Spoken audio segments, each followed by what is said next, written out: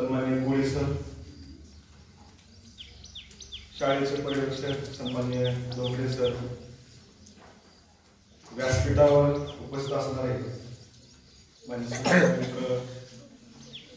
सन्माननीय मैंदाळ sir, बोगरे sir, Dongre sir, माझे सर्व सहकारी मित्र, शिक्षक आणि शिक्षकेतर कर्मचारी, विद्यार्थी बंधू भगिनी, विद्यार्थी मित्रांनो, सर्वप्रथम आपणा सर्वांना आजचा विशेष दिवस आहे, क्रांती दिन आहे आणि रक्षाबंधन पण आहे, रक्षाबंधन दिन आहे. आणि या रक्षाबंधन दिनाच्या आम्हाला तहे दिल से अगदी हृदयातून तुमचं म्हणजे तुम्हाला शुभेच्छा. विद्यार्थी मित्रांनो, आज आपण ऑगस्ट क्रांती दिन अर्थात भारत छोडो चळवळ अर्थात क्विट इंडिया मुवमेंट याबद्दल बोलण्यासाठी मी या ठिकाणी विद्यार्थी मित्रांनो मी आपल्या समोर उभा आहे. विद्यार्थी मित्रांनो, साधारणपणे 1917 ते 1944 पर्यंतचा काळ स्वातंत्र्याच्या चळवळीमध्ये अर्थात भारतीय स्वातंत्र्याच्या चळवळीचा हा प्रचंड धामधुमीचा काळ म्हणून या ठिकाणी मानला जातो. कारण 1917 पासून 1944 पर्यंत इंग्रजांनी या देशामध्ये भारतीयांसाठी अनेक कायदे, अनेक योजना, अनेक बाबी भारतामध्ये आणल्या जेणेकरून भारतीयाचं समाधान व्हावं. परंतु 15 ऑगस्ट 1947 पर्यंत एकाही भारतीयाचं समाधान झालं नव्हतं. आणि म्हणून प्रत्येक वेळा इंग्रज या ठिकाणी नवीन कायदे, नवीन योजना, नवीन काहीतरी आणण्याचा प्रयत्न या ठिकाणी करून भारतीयांना खुश करण्याचा प्रयत्न करत होते.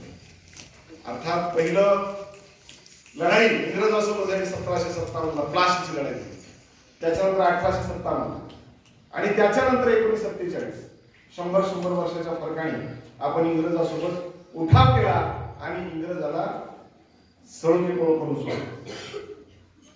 विद्यार्थी मित्रांनो, साधारणपणे 1919 ला या देशामध्ये मॉन्टेग्यू चेम्सफोर्ड कायदा आला. ज्या मॉन्टेग्यू चेम्सफोर्ड कायद्याला मॉन्टेग्यू चेम्सफोर्डचा सुधारणा कायदा असं म्हणतात.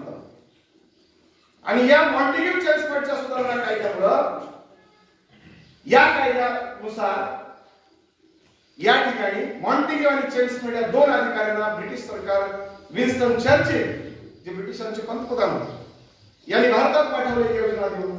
परंतु मॉन्टेग्यू चेम्सफोर्ड सुधारणा कायद्यामुळे या देशातल्या राष्ट्रीय सभेचं, मुस्लिम लीगचं या ठिकाणी समाधान झालं नाही. का समाधान झालं नाही? वसाहतीचं स्वातंत्र्य, स्वातंत्र्याचा कुठेही उल्लेख नव्हता आणि त्यामुळं राष्ट्रीय सभा होती म्हणजे आजचा काँग्रेस पक्ष आणि मुस्लिम लीग. कारण त्या काळामध्ये भारतीय स्वातंत्र्य लढ्यामध्ये दोनच संघटना या ठिकाणी काम करत होत्या, ती म्हणजे राष्ट्रीय सभा आणि मुस्लिम लीग. या दोन्ही संघटनांचं विद्यार्थी मित्रांनो या ठिकाणी समाधान झालं नाही आणि म्हणून ब्रिटिश पंतप्रधान विन्स्टन चर्चिल यांनी 1927 ला एक कमिशन पाठवून दिलं, ज्या कमिशनचं नाव आहे Simon commission. Sir John Simon नावाचं एक कमिशन, सर जॉन सायमन नावाचा एक अधिकारी, या अधिकाऱ्याच्या अध्यक्षतेखाली एक समिती नेमण्यात आली आणि त्या समितीला सायमन कमिशन असं म्हटलं जाईल. आणि मग या सायमन कमिशन मध्ये कुठंच परत एकदा भारतीय स्वातंत्र्याचा उल्लेख नव्हता, स्वराज्याचा उल्लेख नव्हता, वसाहतीच्या स्वातंत्र्याचा उल्लेख नव्हता. आणि म्हणून सायमन गो बॅकच्या घोषणा संपूर्ण देशभर त्या ठिकाणी उमटू लागल्या. आजच्या पाकिस्तानमध्ये तत्कालीन तो भाग भारतात होता, लक्षात ठेवा, ब्रिटिश शासित भारत. लाहोर मध्ये एक आंदोलन झालं, ज्या आंदोलनाचं नेतृत्व लाला लजपत राय यांनी केलं. लाल, बाल आणि पाल या त्रिमूर्तीमधला जो लाल होता म्हणजे लाला लजपत राय यांनी सायमन गोबॅकच्या घोषणा देत या लढ्याचं नेतृत्व केलं, या आंदोलनाचं नेतृत्व केलं आणि हे आंदोलन करत असताना ब्रिटिश नालायक अधिकारी सॉन्डर्स नावाचा एक अधिकारी होता. या अधिकाऱ्याने हा जो त्या काळचा तो पोलीस अधीक्षक होता सॉन्डर्स नावाचा. या सॉन्डर्सने आदेश दिला की लाठी हल्ला करा यांच्यावरती आणि स्वतः सॉन्डर्स यांनी लालांच्या छाताडावर काठ्या घातल्या. लालांचं वय जास्त होतं. छाताडावर काठ्या लाथा घातल्यामुळं लालाची गंभीर जखमी झाली. त्यांना लाहोरच्या इस्पितळामध्ये हॉस्पिटलमध्ये त्यांना ऍडमिट करण्यात आलं, प्रवेश देण्यात आला. परंतु बेडवरच ज्याने एक वाक्य बोललं विद्यार्थी मित्रांनो, हे तुमच्यासाठी खूप महत्वाचं वाक्य आहे. माझ्या शरीरावर पडलेल्या प्रत्येक काठीचा घाव हा ब्रिटिश सत्तेच्या शवपेटीवर पडलेला खिळा असेल किंवा रोवलेला खिळा असेल. हे वाक्य म्हणजे कुणाचं वाक्य आहे? लाला लजपत राय यांचं वाक्य. विद्यार्थी मित्रांनो, अनेक घटना घडत गेल्या. परत 1927 नंतर सायमन कमिशन नंतर भारतामध्ये ब्रिटिशांनी 1935 साली कायदा आणला आणि या कायद्यानुसार असं ठरवण्यात आलं की आता भारतीयांचा कारभार, भारताचा कारभार अर्थात ब्रिटिश शासित भारत याचा कारभार भारतीय प्रतिनिधीच्या हातात देण्यात यावा आणि काही अंशाने भारतीय प्रतिनिधी या ठिकाणी दिल्लीमध्ये संसदेमध्ये भारताच्या संदर्भामध्ये चर्चा करतील आणि या संदर्भाने एक संघराज्य निर्माण करू आपण आणि या संघराज्याचा कारभार भारतीय प्रतिनिधीच्या हातात त्या ठिकाणी देण्याचं ठरवलं. परंतु ब्रिटिशांनी आठ ठेवली आहे. इथं संघराज्यामध्ये जे संस्थानिक सामील होणार होते त्या संस्थानिकाचं सर्व स्वातंत्र्य या ठिकाणी नष्ट करण्यात आलं आणि म्हणून संस्थानिकांनी 1935 चा कायदा झुलकावून लावला. त्याचबरोबर राष्ट्रीय सभेनं स्वातंत्र्याचा उल्लेख या कायद्यात नव्हता आणि त्यामुळं राष्ट्रीय सभेने देखील कायदा झुलकावून लावला. मुस्लिम लीगला देखील असं वाटतं की स्वतंत्र पाकिस्तानचा या कुठेच उल्लेख नाही आणि त्यामुळं मुस्लिम लीगने देखील 1935 चा कायदा झुलकावून लावला. 22 मार्च आणि 24 मार्च 1935 ला मुस्लिम लीगचं अधिवेशन झालं आणि राष्ट्रीय सभेमध्ये उभी फूट पडली. अर्थात मुस्लिम लीग एक नवीन पक्ष निर्माण झाला आणि टू नेशन थेरी अर्थात ज्याला आपण द्विराष्ट्रवाद ज्याला म्हणतो किंवा दोन राष्ट्र, ज्यावेळा मुस्लिम लीगचा जो प्रमुख होता मोहम्मद अली जिना, या मोहम्मद अली जिना यांनी ब्रिटिशांसमोर अशी अट ठेवली की ज्या वेळा तुम्ही भारताला स्वातंत्र्य दिलं आहात त्यावेळा भारतातून पाक अर्थात पाकिस्तान हा माझ्यासाठी अर्थात मुसलमानांसाठी वेगळा करण्यात यावा ही आठ मात्र या ठिकाणी मुस्लिम लीगने ठेवली. विद्यार्थी मित्रांनो, 1 सप्टेंबर 1939 ला जगामध्ये दुसरं महायुद्ध सुरू झालं. 1 सप्टेंबर 1939 ला जर्मनीनं पोलंडवर आक्रमण केलं आणि पोलंडच्या संरक्षणाची जबाबदारी ही रशियाने स्वतःच्या खांद्यावरती घेतली होती आणि त्यामुळं रशियाने जर्मनीवर आक्रमण केलं आणि त्यामुळं जगामध्ये दुसरं महायुद्ध पेटलं. आणि या युद्धामध्ये जर्मनीच्या विरोधात रशियाच्या बाजूने इंग्लंड, फ्रान्स, अमेरिका अनेक दोस्त राष्ट्र त्या ठिकाणी दुसऱ्या महायुद्धात उतरले आणि मग यामध्ये त्या ठिकाणी काय झालं पहा. इंग्लंडचे जे पंतप्रधान होते विन्स्टन चर्चिल महाशय, अत्यंत घातकी नालायक माणूस, आणि विन्स्टन चर्चिलनं आणखी एक योजना भारतात पाठवून दिलं. स्वार्थ होता पोटामध्ये. काय स्वार्थ होता आता सांगा. मार्च 1942 मध्ये त्यांनी सर स्टॅफर्ड क्रिप्स यांना भारतात पाठवून दिलं आणि क्रिप्स योजना भारतात पाठवून दिली. अर्थात स्टॅफर्ड क्रिप्स यांच्या अध्यक्षतेखाली क्रिप्स योजना भारतात आली मार्च 1942 ला आणि त्या क्रिप्स योजनेत देखील परत कुठेही भारताच्या स्वातंत्र्याचा उल्लेख नव्हता, स्वतंत्र पाकिस्तानच्या निर्मितीचा उल्लेख नव्हता आणि म्हणून राष्ट्रीय सभेनं अर्थात काँग्रेसनं आणि मुस्लिम लीगनं ही योजना देखील फेटाळून लावली. सर स्टॅफर्ड क्रिप्स आल्या पावली वापस निघून गेले. तत्कालीन व्हाईसरॉय लॉर्ड लिनलिथगो भारतामध्ये राज्यकारभार करत होते. ज्यांचं नाव होतं लॉर्ड लिंलिथगो, यांनी भारतीयांसमोर असं आवाहन केलं की इंग्लंड युरोपामध्ये लोकशाहीच्या रक्षणासाठी, अर्थात आम्ही, इंग्लंड म्हणजे आम्ही लोकशाहीच्या रक्षणासाठी युरोपात लढत आहोत आणि त्यामुळे लोकशाहीचं रक्षण करण्यासाठी भारताने ब्रिटिशांना पाठिंबा द्यावा. ब्रिटिशांना पाठिंबा द्यावा म्हटल्यानंतर महात्मा गांधी सहित सर्व नेत्यांनी एकच अट ठेवली, जर तुम्ही लोकशाहीचं रक्षण करणार आहात तर अगोदर भारताला स्वातंत्र्य द्या, मग तुमच्या पाठिंब्याचा आम्ही पाहून घेऊ. मात्र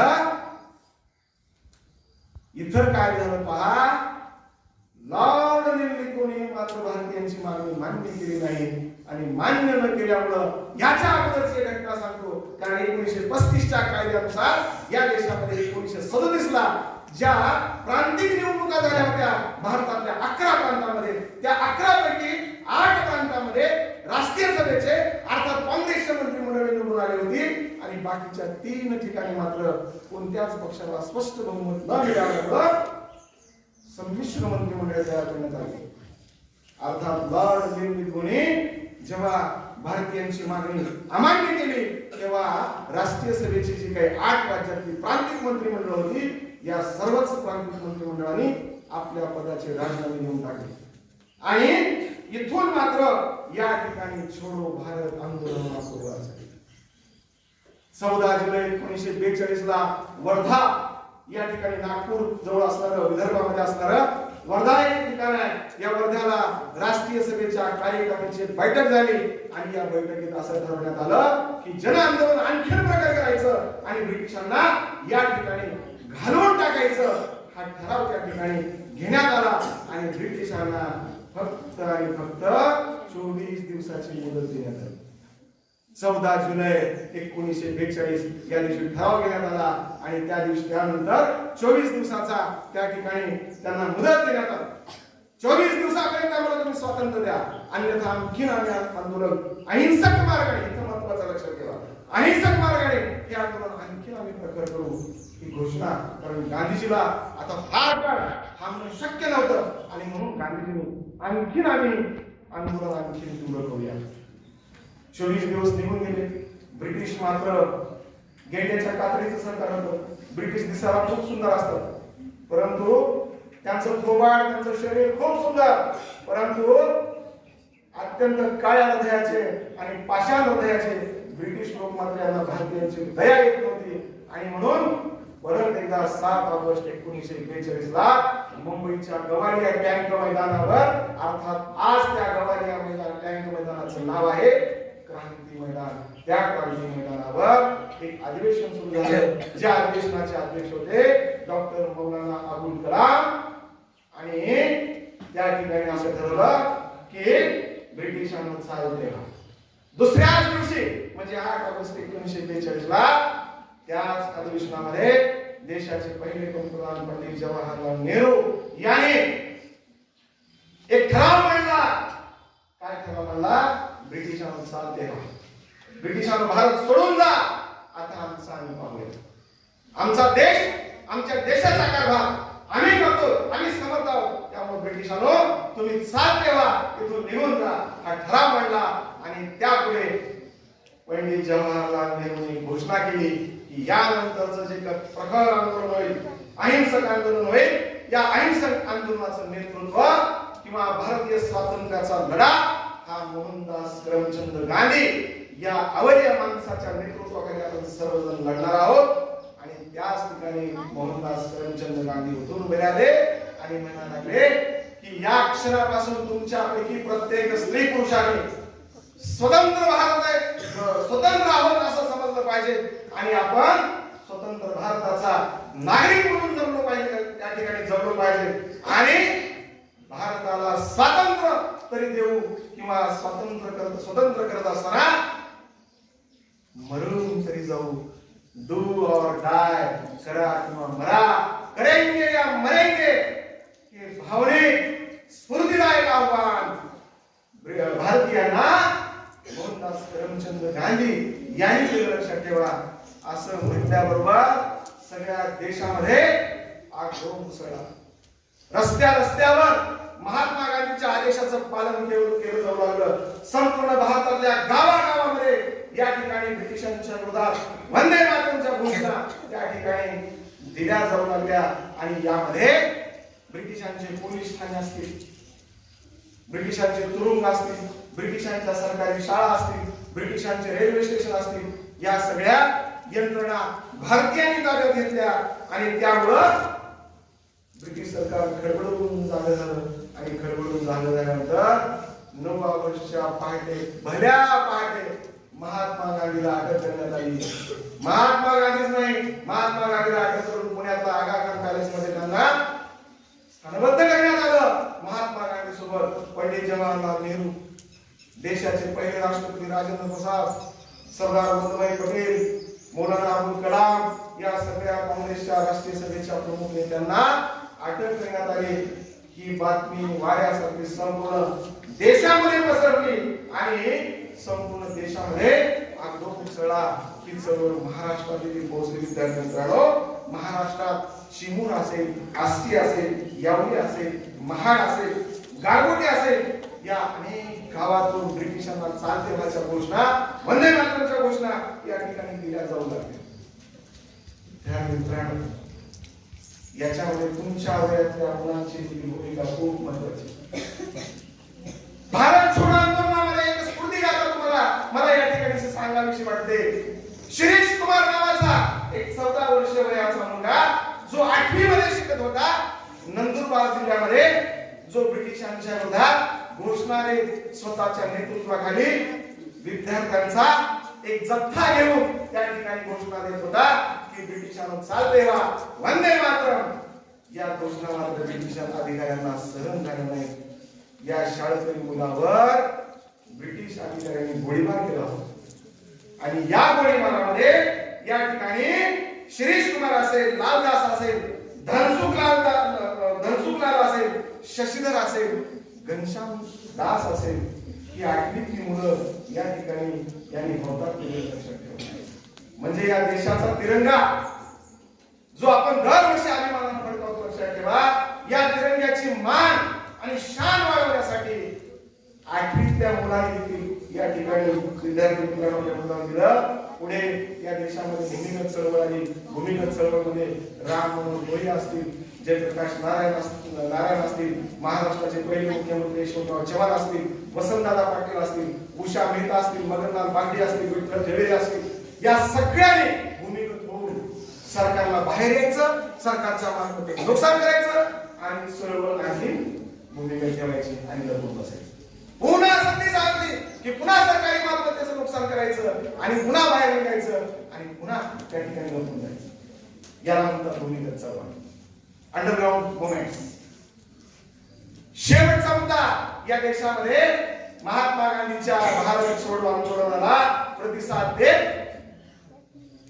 भारतामधल्या अनेक भागामध्ये सरकार निर्माण झाली, ज्याला आपण इंग्रजीमध्ये पॅरलल गव्हर्नमेंट म्हणतो, ज्याला महाराष्ट्रामध्ये पत्री सरकार म्हणतो. कारण ग्रामीण भागामध्ये प्रति याचा अपभ्रंश पत्री असेल आणि मग देशाच्या अनेक भागामध्ये हे पॅरलल गव्हर्नमेंट निर्माण झाले, प्रति सरकार निर्माण झाली. बंगालमधल्या मिदनापूर जिल्ह्यामध्ये, बिहारमधल्या भागलपूर आणि पूर्णिया जिल्ह्यामध्ये, त्याचबरोबर उत्तर प्रदेशातल्या आझमगड या जिल्ह्यामध्ये चिंटू पांडे नावाच्या व्यक्तीनं त्या ठिकाणी उत्तर प्रदेशातल्या गोरखपूर आणि आझमगड इथं त्या ठिकाणी प्रति सरकार निर्माण केलं. याचाच आदर्श घेत महाराष्ट्रात क्रांतिसिंह नाना पाटील यांनी पॅरलल गव्हर्नमेंट निर्माण केलं आणि ज्याला आपण पत्री सरकार म्हणतो, लक्षात ठेवा.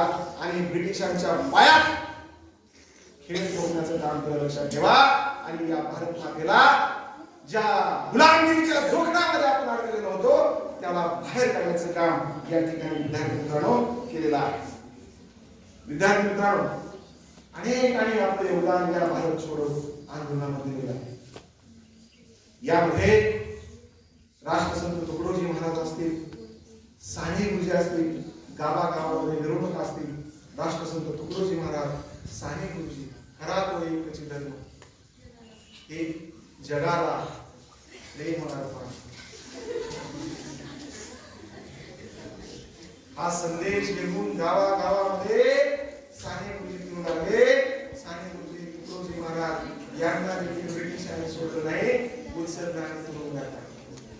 आणि इथं मात्र भारतीयांचा विजय झाला. ब्रिटिशांना आता समजलं की आता आपण फार काही या देशामध्ये राज्यकारभारात आपण करू शकत नाही.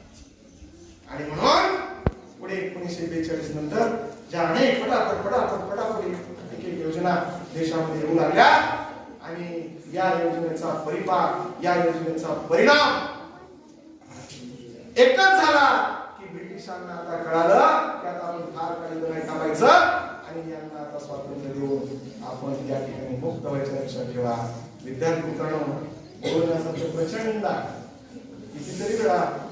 कितीतरी वेळ आपण बोलू शकतो, पण माझ्याही बोलण्याला लिमिट आहे. 30-40 मिनिटं झाली की आम्हाला थोडंसं थांबायची सवय असते आणि त्यामुळं वक्त्यानं कुठं थांबावं हे वक्त्याला अगोदर कळायला पाहिजे.